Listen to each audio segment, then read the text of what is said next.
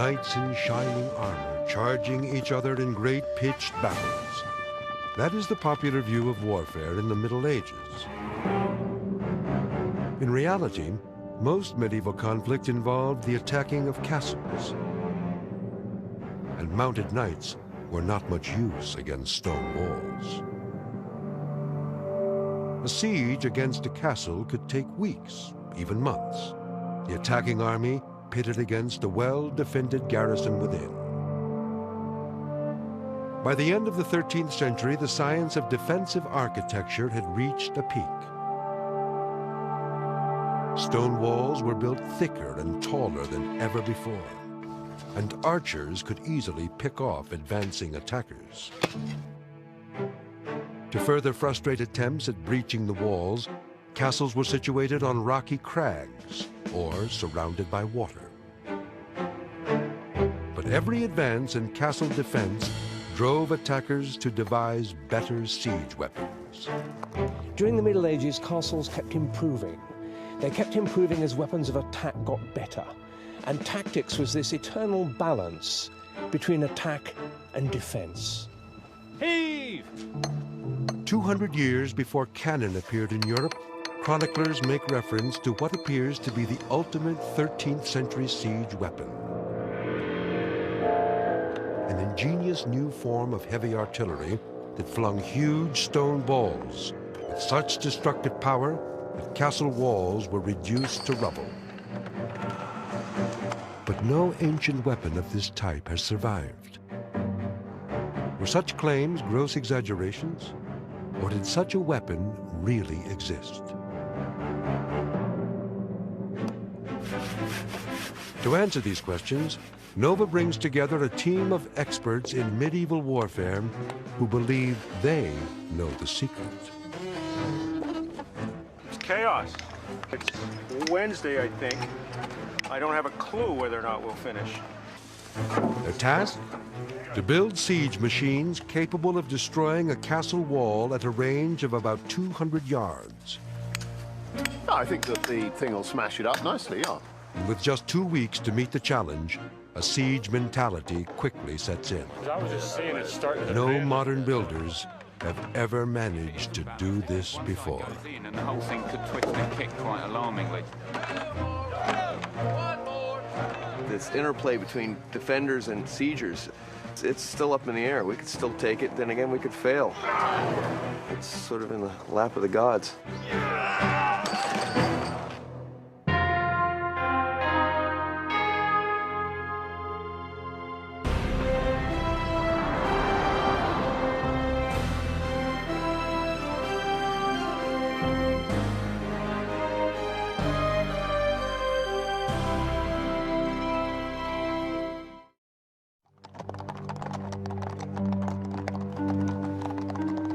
In the year 1304, Edward Longshanks, more formally known as King Edward I of England, mounted the greatest siege of his reign against the Scots and their castle at Stirling. The attack dragged on. Impatient for victory, Edward ordered 50 carpenters to immediately begin building a monstrous new weapon. So powerful, it would breach the strong walls of Stirling Castle. Details about the weapon design are tantalizingly vague, except that it was nicknamed Warwolf, and its appearance outside the walls terrified the garrison. Was it the atomic bomb of the Middle Ages?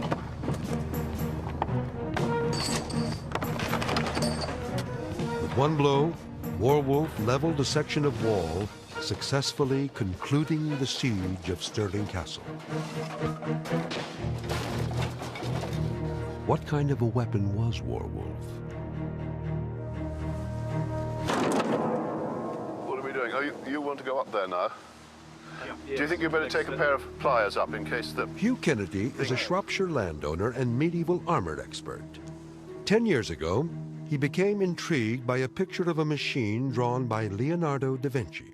It appeared to be a device for throwing dead horses, called a trebuchet.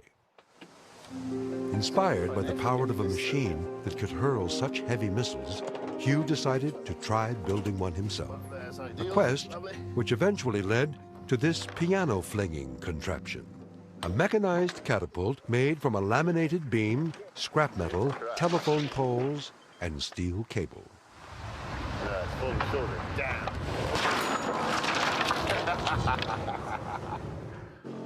In essence, a trebuchet is a giant seesaw with a very heavy weight at one end and a much lighter missile attached to the other. As the heavier weight drops, the lighter projectile is whipped by its sling towards the enemy. Hugh is convinced that Warwolf, Edward's great wall-busting siege engine, must have been a trebuchet. If you chuck a thing that heavy at a stone wall, it'll shatter it. Stone missiles are a lot more effective than grand pianos. To test out Hugh's confidence in the destructive capability of a medieval trebuchet, Nova is preparing some hard sandstone balls weighing 250 pounds. And a wall. It's made of sandstone and lime mortar. In construction and design, it is based on the upper section of a typical castle wall of the 13th century. Hugh wants to build a trebuchet capable of knocking it down. But at a range of 200 yards, it will require precision as well as brute force. Point of view. Yeah. It's much more aerodynamic. Michael Prestwich, a medieval historian, will ensure that Hugh's next trebuchet will be based on an authentic 13th century design. And I suppose it's when it's got to the top of its trajectory it starts coming down again, and it really looks quite frightening. Yeah. But I'm glad I wasn't standing underneath it. It'd bust up a building all right, wouldn't it? It's the first time I've seen a full-scale trebuchet in operation. To see the high trajectory of it and the way the missile and the sheer speed with which it falls, it's a fantastic sight.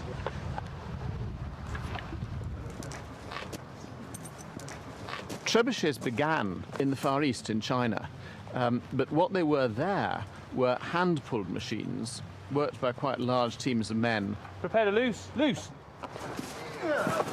In many ways quite limited in what they could do. The big advance came when Arab engineers got hold of these devices and put a big counterweight on, so that instead of teams of men pulling it, the beam was pulled down by a great counterweight. They were far more potent and far more effective. These machines were picked up by Western engineers, and by the middle of the 13th century, it's very clear that French, English engineers were capable of building really quite large machines. Some of the best military engineers were employed by Edward I, a master of military tactics. He was one of the most vicious and single-minded rulers of his time. Soon after descending the throne in 1274, Edward decided to squash Welsh independence and bring Wales under his personal rule. He was a bully, frankly, and I think many people would think of him as a really nasty piece of work. He was utterly determined. Nothing was going to get in his way. Edward's strategy was to ring the mountain stronghold of the Welsh prince with a chain of powerful castles. Richard Holmes is an historian of military tactics. He built 8 new big castles, which were really state-of-the-art. They were immensely strong, well thought out. And most of them could be supplied by water, so they're very difficult for the Welsh to besiege. And Edward believed that you control the countryside by castles like this. They're like nails holding the landscape down, and their garrisons could issue out, attack enemies in the area. And until the castle was taken, nobody could really dominate that landscape. They were extraordinarily expensive to build and were a very severe drain on the royal exchequer. In the short term, though, they worked. Edward and other English lords designed their Welsh strongholds with the trebuchet in mind.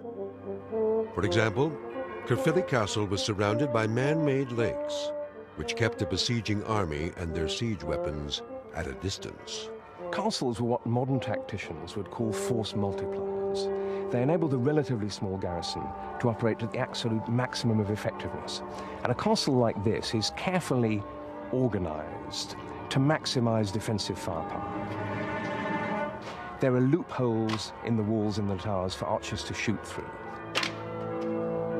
And here the walls are cunningly organized so that the second set of walls is higher than the first. And therefore an attacker facing this face of the castle not only gets the defensive fire of the first wall, but he's got archers shooting at him from the higher walls behind it. It's a real nightmare. At the end of the 13th century, what was the effective range of an archer? And what was the effective range of a trebuchet? The historical reports differ. Hugh, how close are you going to have to bring your trebuchet to the walls to do serious damage, do you think? Probably 200 yards. We will need to be within that to smash it up. At 200 yards, is Hugh's trebuchet out of range of archers defending the castle? To find out, a dummy representing the trebuchet's chief operator is placed at that distance. I'm sure an arrow would land amongst us if we're at that range. That you can easily shoot 200 yards with that massive bow of yours, can't you? Yeah, well, But 300 yards. Yes.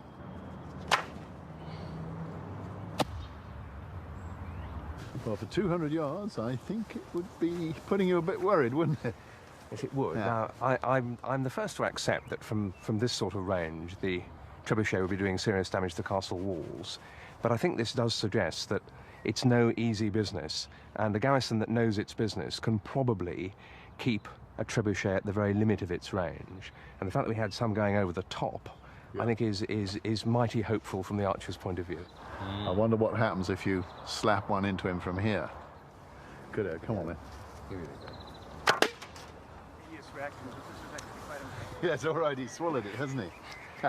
Gone right through the dummy, kept only in by the fletchings. Bit of a bellyache, I reckon, yeah. Edward's castle-building campaign in Wales had taught him how to design well-defended fortresses. Turning his attention to conquering Scotland, did Edward also have the ability to successfully attack them?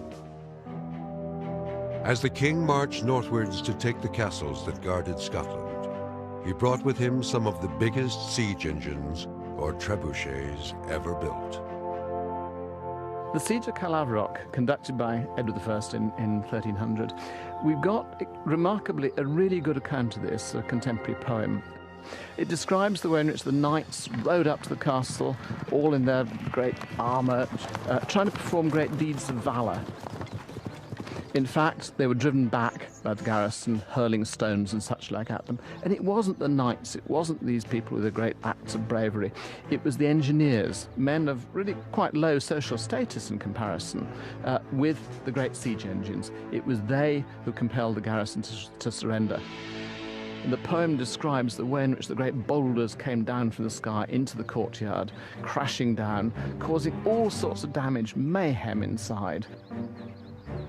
The minute the casualties started, the garrison simply surrendered. So it wasn't the knights, it wasn't a great act of chivalry to capture this castle, it was the work of the experts, the engineers. It's difficult to tell. I mean, that one's obviously got a... Joining Hugh Kennedy in his quest to build a trebuchet is mechanical engineer Wayne Neal, a professor from Virginia Military Institute. Which is the golden section. This one actually is 1 to 2, and this is 1 to 3. Wayne will design the trebuchet. He is basing it on a picture he found in a 13th century Spanish manuscript. I can't quite make up with The illustration gives no idea of the true scale of the trebuchet, because the artist has made the machine smaller than the soldiers standing next to it. If the drawing isn't practical from all points of view, you begin to wonder about all the other points of view. It may be that the things they have got in the right proportion they did by accident. Even an artist like Leonardo will draw a plan for something that's totally impractical, but it indicates how it could be made. That's all, it indicates how it could be made. With the manuscript as a starting point, Wayne uses a combination of engineering theory and trial and error to come up with a working model. right, I'll cock this and you get the camera ready. We'll see if we can get The this prototype looks promising to Marcus Brandt, a carpenter who will help Wayne build the trebuchet. But there's a problem. The model rocks dangerously. This would be a serious flaw in a full-size trebuchet with several tons in motion. The machine basically tends to want to tip forward. As that weight comes down, it wants to drop straight down. So it tends to pull the machine forward, making, in this case, tip. To resolve the problem, Wayne re-examines the medieval illustrations of this type of trebuchet. He's struck by the fact that many have wheels, so he decides to build a new model. Not only do wheels eliminate the tendency for it to tip over, the movement also boosts the trebuchet's performance. Shoot away, come on. Hugh doubts that wheels will make a trebuchet throw farther, so he insists on a demonstration. For the first throw, Hugh holds down the model. The projectile travels 20 feet. Now let's try it with letting it loose. Letting it loose. Yeah, well, it's certainly better, isn't it? Yes. I don't have enough When the runway. trebuchet is allowed to roll, the missile goes an extra 10 feet.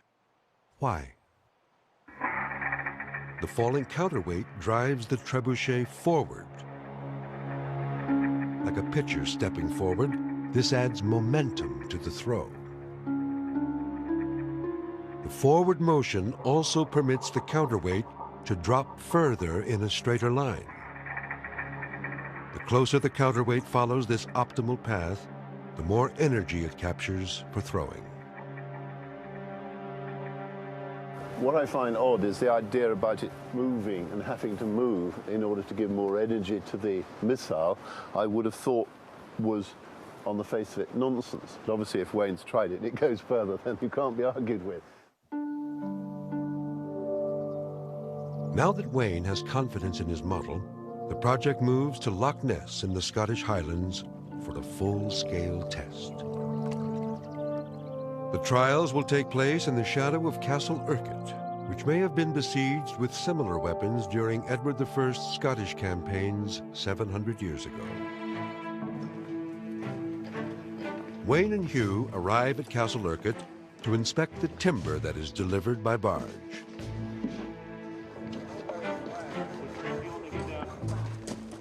As in the Middle Ages, heavy-duty English oak is the choice for building the carriage and trestles.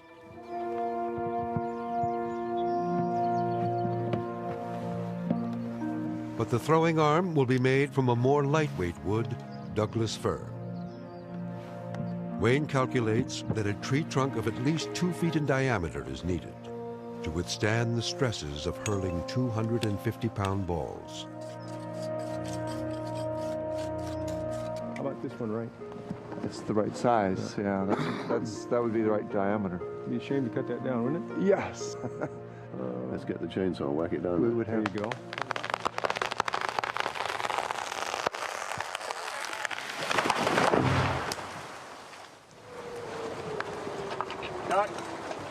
Get out of it!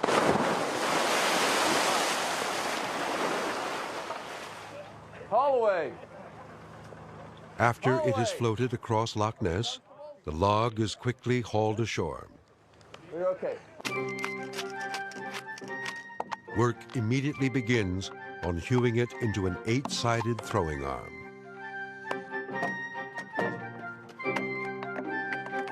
The next job is to assemble the base. 40 carpenters, mainly from the United States, but also from Britain and Germany, have volunteered to spend their vacation here. They're all timber framers who specialize in traditional construction techniques. Without nails, they connect large pieces of wood using mortise and tenon joints. Beautiful, beautiful. 2, 3. Okay. 1, 2, 3. While the timber framers immerse themselves in medieval methods, Wayne employs the tools of a modern engineer to check and recheck his design. In particular, He's hoping that the wheels will give him the same boost in performance as they did on the model.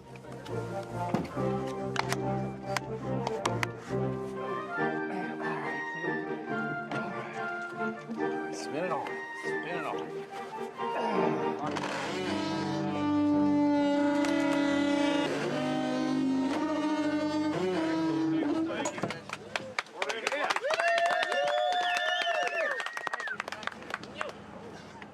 Up at the target wall, work is almost complete.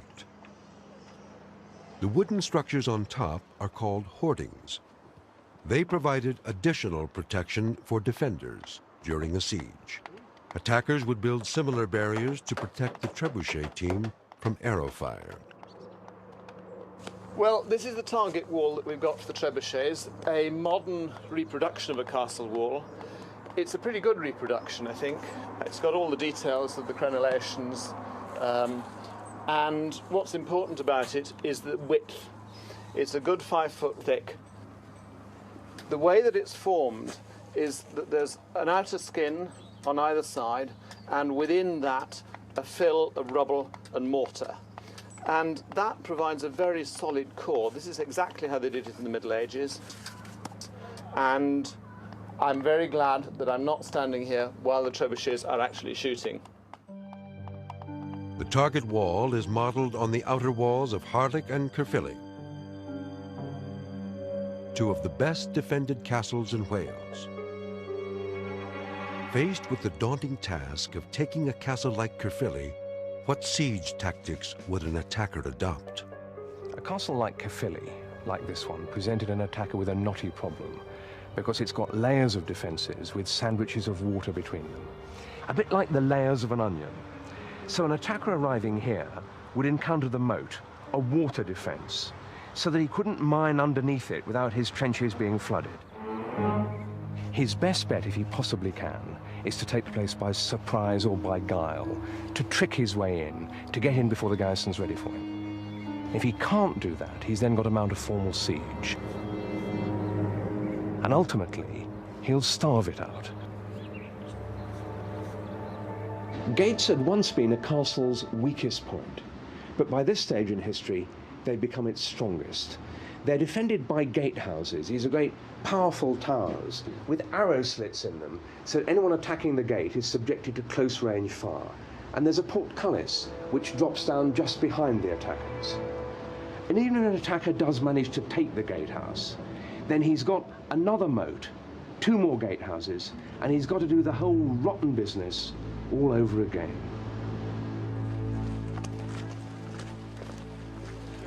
Meanwhile, rotten weather has besieged Castle Urquhart, and after a week of daily downpours, the trestles that support the throwing arm are ready to be raised. Pull, pull, pull. How do you like that? Keep going. At the top of the trestle, the throwing arm rotates on an axle that has to be both strong and exact. And the counterweight, so it has to be fairly precise. Marcus Brandt has taken on the job. Well, we've got to address the issues of axles. We've got 2 sets of axles with this fixed arm, fixed counterweight machine. We've got the axles down here to carry the wheels, and we've got this more precise axle up here, which carries this 8 tons of weight and arm, and it has to be fairly precise. We've set up a great wheel lathe, which is a precursor to modern lathes. It's just a great big flywheel that's powered by muscle, and it turns this 10 by 10 down to an 8 by 8. Marcus restores old buildings in Pennsylvania and has enthusiastically embraced the idea of using medieval technology. It's a very medieval feel to the whole project. We've got all the trades going at once. We have the stonemasons busy. We got all the carpenters and the axes flying and the chips and the smoke and the mud. And boy, if it weren't for the jets flying overhead occasionally, you'd think you were in the 12th century. Villages were often established next to the castle of a nobleman or the king. English society was very hierarchical, with the king and his nobles at the top, and then the rest of society cascading down from that. Now, the castle wasn't just important militarily, they were an economic power as well. There were communities built up round the castle to supply it. And the castle provided protection as well. At their best, these noblemen were protectors. At their worst, they were often something rather like mafiosi, leeching off the local countryside. So living under the shadow of a place like this had advantages, but disadvantages too. How you doing, Phil? You don't have too much there? In order to position the heavy throwing arm, the timber framers place an A-frame above the trestles to support the pulley system, a standard medieval device. A block and tackle dramatically reduces the number of people required to pull on the ropes. Now, block and tackle is a fairly simple device. It magnifies your pull. If I were to lift my own body weight with a single rope, I would have to pull down 200 pounds to lift my 200 pounds of body weight up. With this, I'm hooked up to this double sheaf pulley, and I've got 4 lines which share the load equally. So 200 pounds here is only 50 pounds on each one of these ropes. So to lift my 200 pounds up, I only have to pull 50 pounds here. Now, mind you, I have to pull 4 times as much rope, but it really works.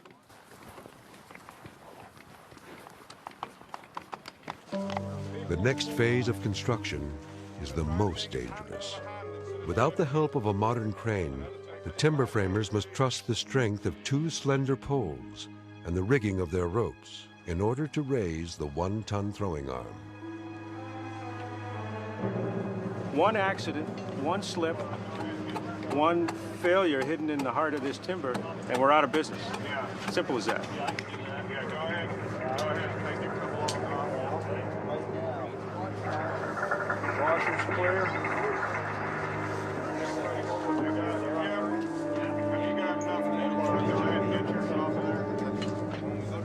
It's looking real good right now. It's going right on in there like we planned. We are there. We are in place. With the throwing arm in position, Wayne needs to attach weights that will power the machine. He chooses lead because he believes lead was used for the counterweight of Warwolf, the mysterious and terrifying siege engine that clinched the assault on Stirling Castle.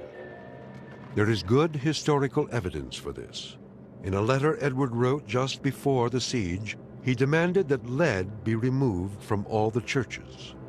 One of the things that they needed for the siege of Stirling was heavy weights for the counterweights on the engines, and they sent orders out to strip all of the church roofs in the entire surrounding area. So all of this lead sheets would have been brought to the siege and then melted down in order to form the counterweights. Here we go. Wayne's calculations tell him that in order for his machine to throw a 250-pound ball, he'll need about 6.5 tons of lead counterweight. It takes a week to melt down the scrap and form it into a collar that can be bolted onto the arm. Wayne's come up with a really neat solution for a lead counterweight made of various pieces, bolted together. But it is expensive, lead is difficult to get hold of, it's complex to make this. There is a much easier solution, which is to use a large box as a counterweight, something like this, which you could fill with earth, with stones, with anything you'd got.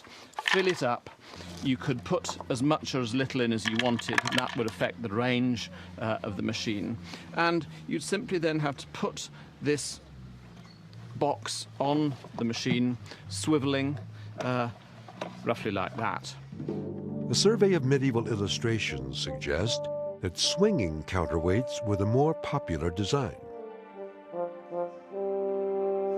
A man who has been working with them longer than anyone else is traditional French carpenter Renaud Buffet. Renaud is convinced that Edward's great siege engine Warwolf had a swinging counterweight box. The simple design of the box makes it not only cheaper, but easier to build than one with a lead counterweight. Here we go. And Renault has found graphic accounts of the destructive power of some really big siege machines. I found an account medieval. An account, Yeah, yes, a medieval account. And they pay 300 bullets in 3 days. Then they shoot 300 bullets on the same place, on the same wall. After 3 days, the wall was destroyed. So you think the real purpose of something like this is simply to attack a castle from a distance and bring the wall down? Yes. Yeah. 500 years before Newton's apple, medieval engineers had figured that trebuchets with a swinging counterweight are the most efficient at using the force of gravity.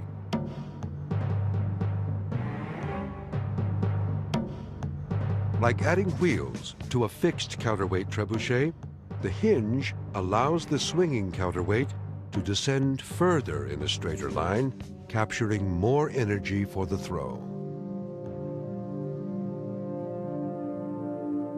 15 years ago, Renault came across the notebook of the 13th century French architect Villard de Honnecourt. In it, he found the plan for the base of a trebuchet and a description of the swinging counterweight box. Unfortunately, the page showing the rest of the trebuchet was missing.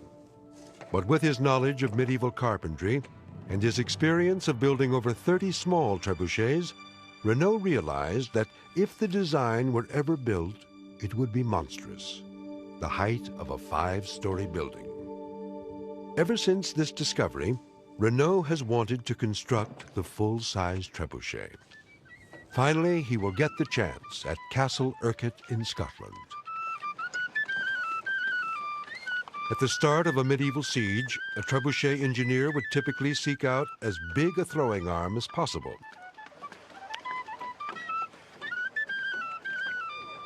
Renault inspects a good-sized oak log that he hopes will be suitable. Using the same geometric principles employed by the medieval engineers who built castles, cathedrals, and siege machines, Renault starts designing his trebuchet.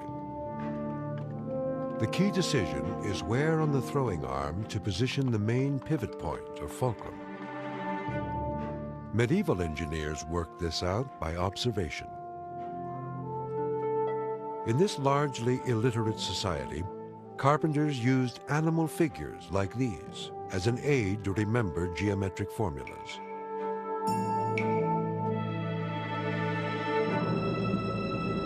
Now that Renault knows where to put the main axle, he can design the trestle, base, and capstans to raise the counterweight box, because they are all sized in proportion to the throwing arm.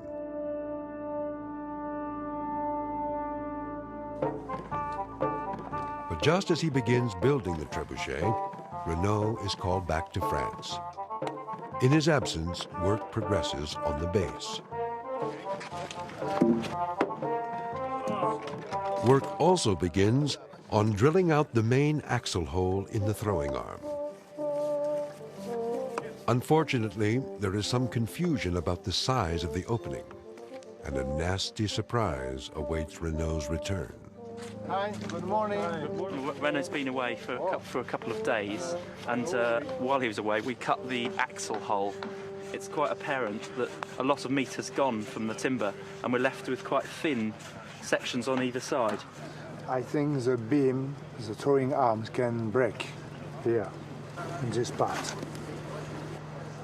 Renault's concern is that we've gone too much to this extreme, where we've taken out too much wood of the throwing arm and made the axle too strong. His concern, of course, is in our first throw that it's going to do something like that.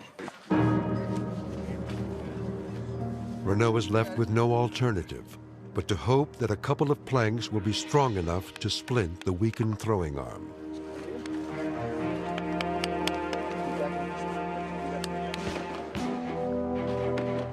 Finally, work starts on raising the great trestles. With each passing day, the situation at Castle Urquhart more and more resembles a siege of old.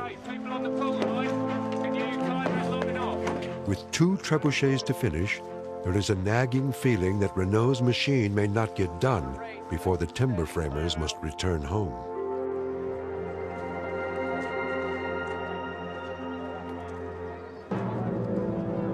Over at Wayne's trebuchet, work on attaching the lead weights is finally finished.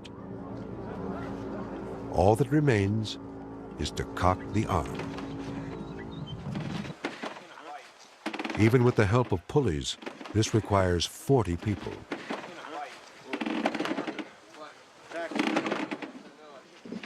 With a 13,000-pound counterweight, it's a much bigger job than anyone imagined. And it will have to be repeated for each fling. Okay. All right, Amy, let's get in here. The trigger mechanism is not strong enough and buckles alarmingly as it takes the full weight of the throwing arm. It's bending as we're releasing the arm, and we're wondering whether it can hold the weight right now.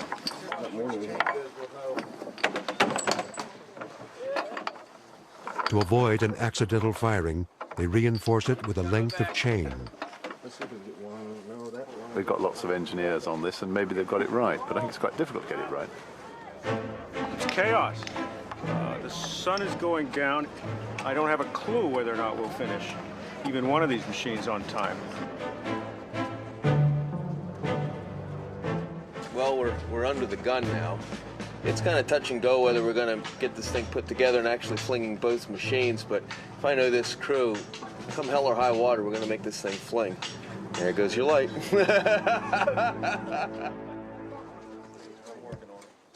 The next morning, a 250-pound sandstone ball is quickly positioned in the sling for the first throw. I'd rather have it below the sling. It's got about a 50% chance of going in the right direction. It could go in the lake there by mistake, because these adjustments are not well known to us. You ready? This is it.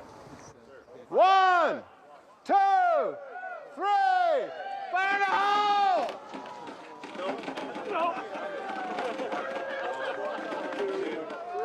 Even with 12 timber framers pulling, the firing pin won't budge. It's quite normal that. I mean, triggers are very stiff. We found that at home. It takes a lot of effort, which is as well in some ways.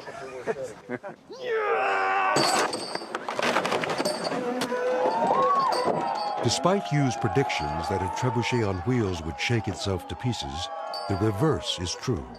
Wheels dampen the recoil.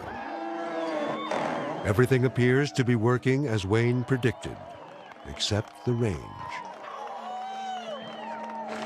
The ball only traveled about 170 yards, falling short of the wall. What are we? 30 yards short and about 5 feet low.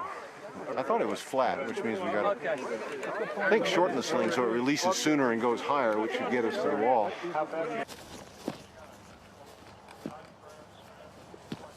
Just like his medieval counterpart, Wayne uses a process of trial and error to alter the trebuchet's range by adjusting the length of the sling. With the first throw, a long sling resulted in a late release and a low trajectory. By shortening the sling, Wayne believes the ball will be released earlier, resulting in a higher path.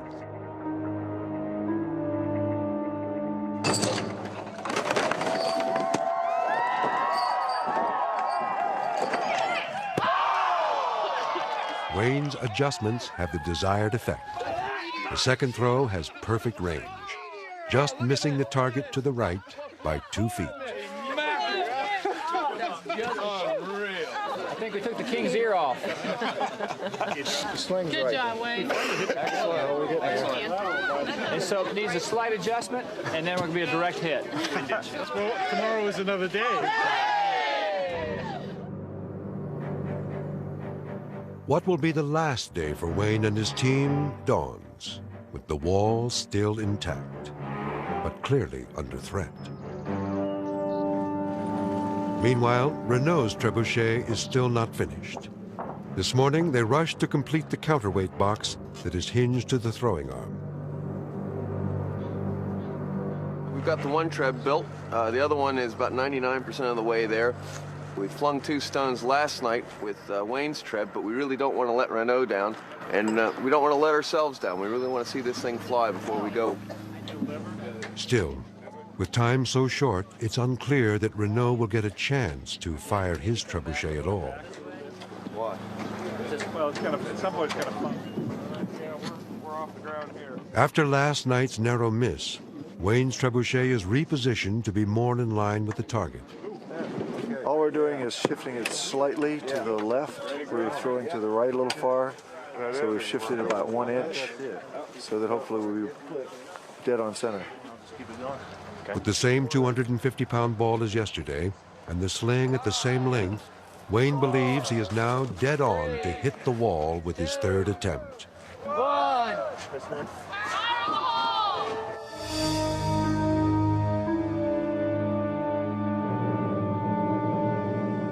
The 3rd shot is identical to the 2nd in distance. At a range of 200 yards, adjusting the wheels 1 inch to the left, place the missile bang on top of the hoarding. We've gotten wood. I don't know if we've contacted any stone yet, but we've knocked the hoarding pretty well. We've made it a little high. It'll come down a little bit. That must be the old hole there, mustn't it? That's the hole. It's still a bit on this side, isn't it? You've been standing under that hoarding, you'd have had a jolt. With the trebuchet lined up on the target, Wayne only has to shorten the range by a hair to hit the stone battlements below. So this time what we've done is lengthen the sling about 6 inches. So we're hoping to fire a little bit flatter and get the top of the hole, top of the wall. Quite difficult, I think, probably, isn't it, on those small adjustments? I mean, do you think? Yeah, small adjustments are difficult to do. We could perhaps not get so lucky this time, but it's been very good so far, hasn't it? Worried that this may be the last attempt, Wayne makes a sudden change of plan.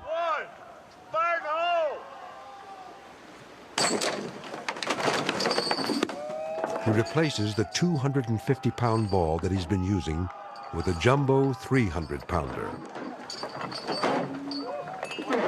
Wayne figures that the heavier ball, clocked at a speed of 127 miles an hour, should breach the wall. But he's wrong.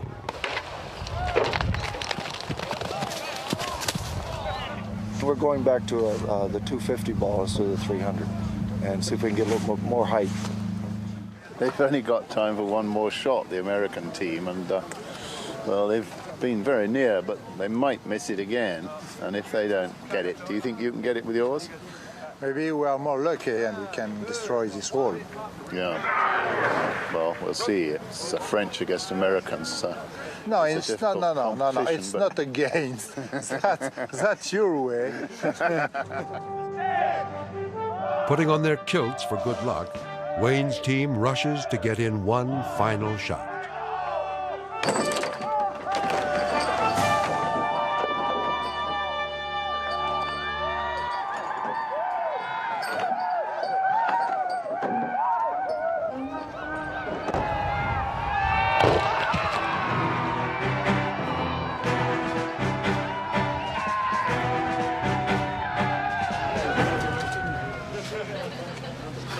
We did it. Come take a look at the rocks over here. It just pulverized the stone on the inside. It confirms what we came here to prove, didn't it? That we've had a lovely hit smack in the middle, and it smashed it, and it's busted it right through to the back. So it's quite obvious that if you've got one of these trebuchets, and you've got a castle like this, and you've got plenty of time to shoot it, you're going to knock it into a powder. We can reduce this to rubble. Intoxicated with success, the timber framers bid adieu to the Highlands.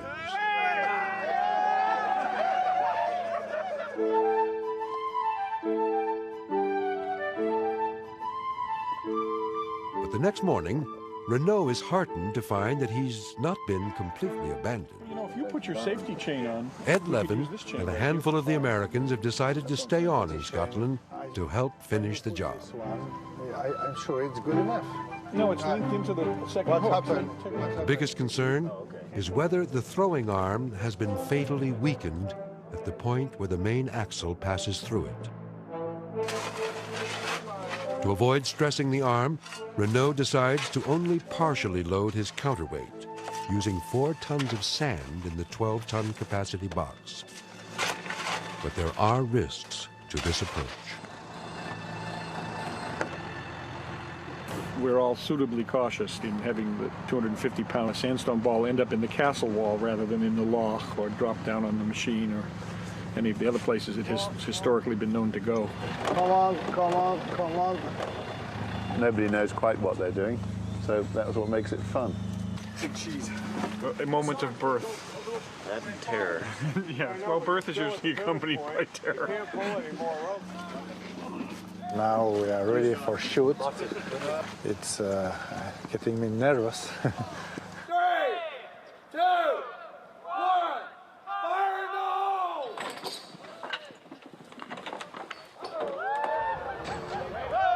The heavy ball and relatively light counterweight result in the missile landing dangerously close to the trebuchet. Well, yeah, I mean, we knew that there wasn't enough weight in, really, didn't we? It was just an experiment. The counterweight is not so heavy. We must put 2 bags more. Yep. 2 tons. Of sand? Yes, of sand, yes. 2 more tons of sand are added. I don't think there's enough weight for it to go really well yet. This machine wants a lot of weight, 10, 12 tons probably, to make it go properly. Renault thinks if we keep putting little bits in, he might just get there without busting the axle, which is natural, of course, because it's his machine. Fair enough. We are going to get a good shot. I'm sure.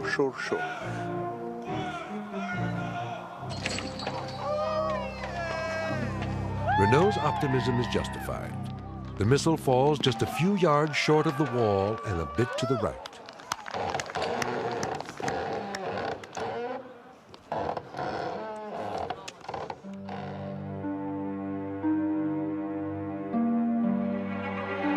The team decides to give it one more day. But the next morning starts with snow, followed by a heavy downpour.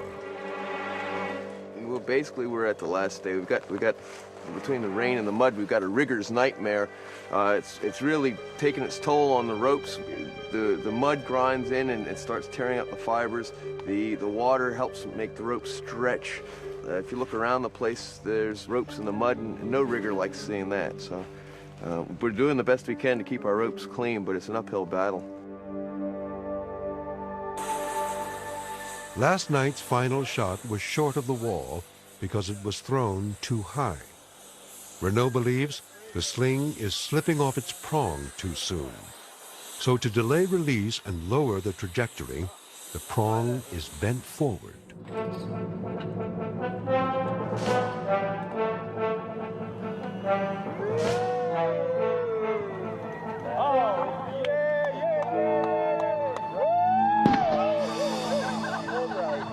We've got the right amount of loft, we've got the right amount of range, we're just missing the target off to the side. For days, Renault has suspected that his trebuchet is pointing just to the right of the wall. But the loaded machine is too heavy to shift, and he faces the possibility that he may have to go home having achieved only a near miss. At the last minute, Marcus offers a solution. If we had our preferences, we'd be able to move the machine over a little bit, but we're afraid of shattering the machine, particularly with all the weight in the basket. So we're going to move the channel of the ball a little bit to the side so we can change our angle of attack. The range is good, but we just want to shift it over to the left a bit. By shifting the channel that holds the ball slightly to the left, they hope to redirect the missile. It works.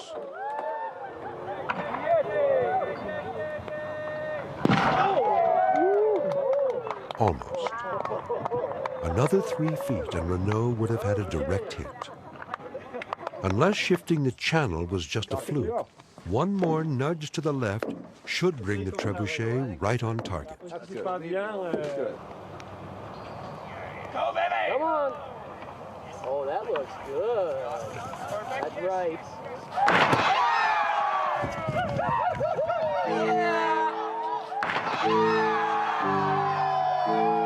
After 2 throws, which are slightly high of the wall itself, Renault orders a minute adjustment of the prong in order to lower their trajectory. With frayed ropes and a storm threatening to close down the siege, everything now hangs on Renault's ability to quickly get on target.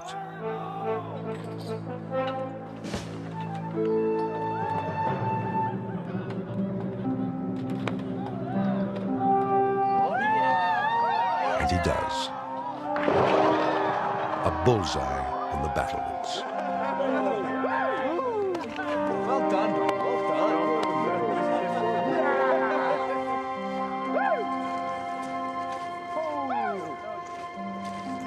Hey, we stay up. This whole wall, if you run your eye down here, it's bellied out.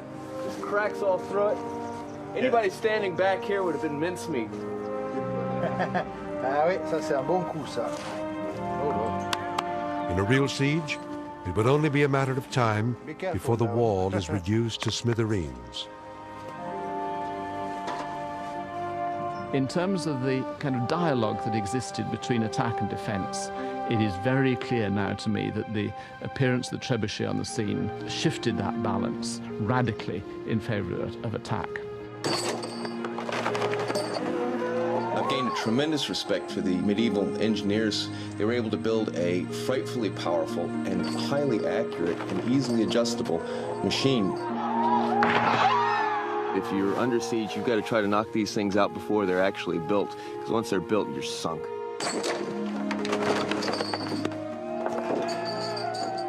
Well, the trebuchet is this big machine who can break the wall, and also a trebuchet must be the wolf war. Wolf war? Wolf. It's so difficult. We must change this name. Wolf. It is clear from the experiment that both types of trebuchets work.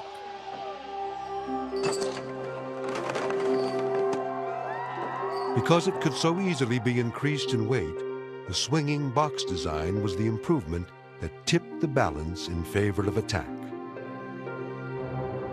So the great wall-busting siege engine Edward employed at Stirling Castle was almost certainly a trebuchet with a giant swinging counterweight.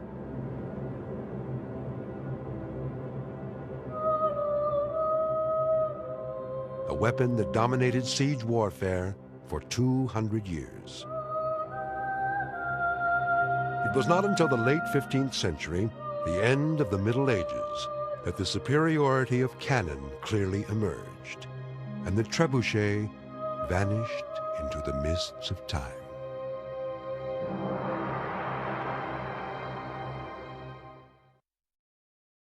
Next week on Secrets of Lost Empires, up to 100 feet high, 500 tons of solid granite. The ancient Egyptians raised towers to their gods. Now modern engineers take on the challenge. Can Nova raise Pharaoh's obelisk? Become a medieval engineer. On Nova's website, build your own trebuchet and knock down the castle walls.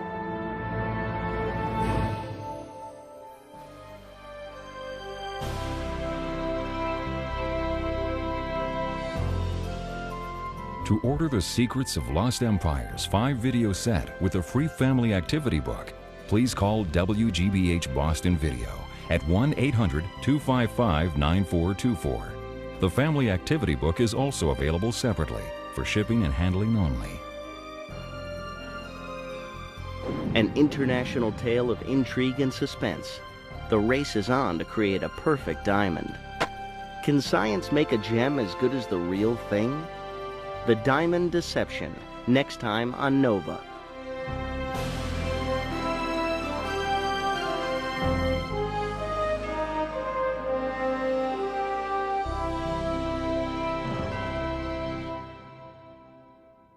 Nova is a production of WGBH Boston.